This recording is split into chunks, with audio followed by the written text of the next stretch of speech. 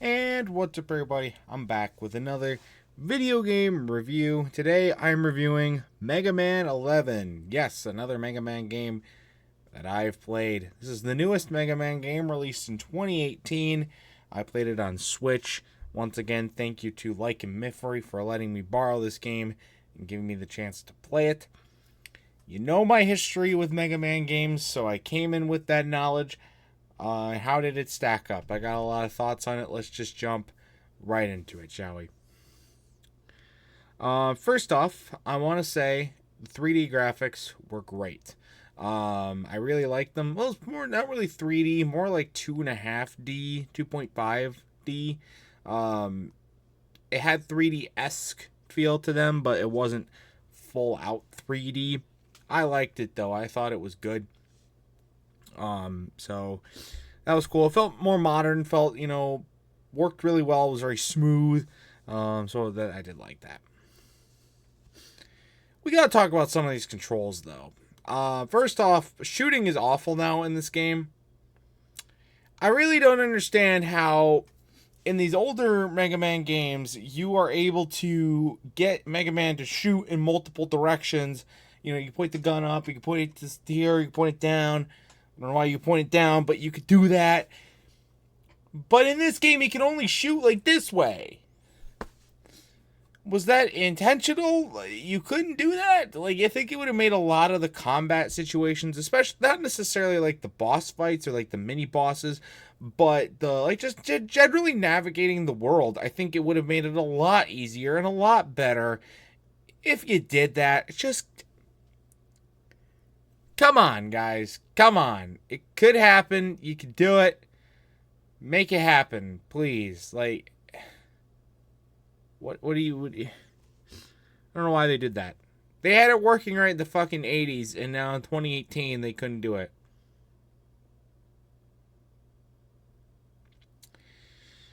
Speaking of bad controls, the slide maneuver is terrible, because it doesn't fucking work. Every time, especially when I tried to slide to the left, it just wouldn't work. Mega Man just would not slide. I would go in slow mode, it wouldn't slide. I would be regular, it wouldn't slide. I'd get a running start, he wouldn't slide. I would just have a standstill, he wouldn't slide. You could do it to the left, you could do it the other way. You could do it like going that way, but not that way. Why the fuck? It was so annoying because the slide maneuver was such a needed tactic for many levels in this game. And it didn't work, and it pissed me off. What are you thinking, game? Come on. That really pissed me off, and that really that almost discouraged me from playing more, but I tried and tried and tried again.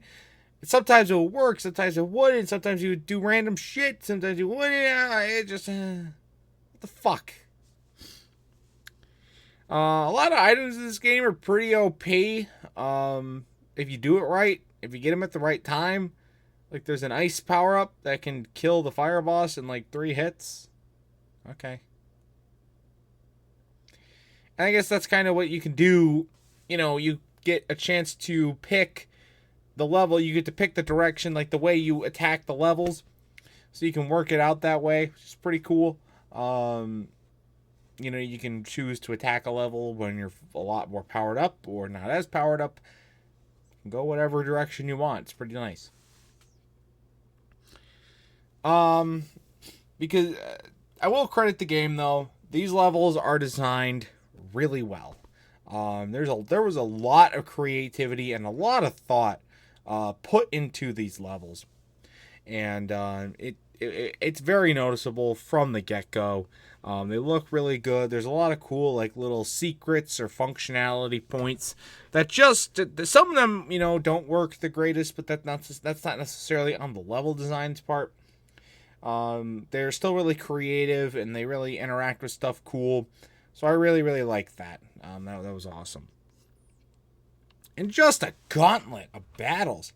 You've got the main 8 robots, and then you have 4 fucking endgame battles that you gotta knock out, a 2-phase final boss, tons of mini bosses, and just general enemies going throughout each level. That's a ton of edit. That's just a gauntlet of battles.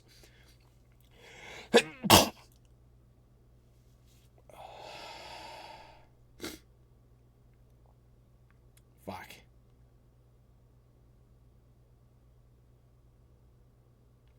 Anyway, if you like combat, this is a game for you because there's a lot of it in this game, and I think you'll get a kick out of it because it's pretty fun. And, you know, for me, I'm not a huge Mega Man fan, so there's a lot of stuff that I just couldn't enjoy about this game just because I couldn't get used to it, and just because I'm not a huge Mega Man fan. But for anybody out there who is a Mega Man fan or is a fan of games like Mega Man, this is definitely a game for you. I can definitely see a lot of great stuff that they put into the game. Some of the functionality doesn't work that well. Some of the controls aren't that great. And there's some flaws that they definitely didn't work out. But there's a lot of creativity still put into the game. A lot to do. And a lot to see as well. So for my final score for Mega Man 11, I'm going to give it a good 5 out of 10. Because it's a Mega Man game, but I respect it. A lot of other people really like this game. Just not my cup of tea. Sorry. But anyways, it's going to do it for this review. If you've ever played Mega Man 11, and I'd love to know your thoughts about it in the comment section down below. And that's going to do it for this video as well. So stay tuned for much more amazing content, including more video game reviews and other awesome stuff. And until next time, see you guys later. Goodbye.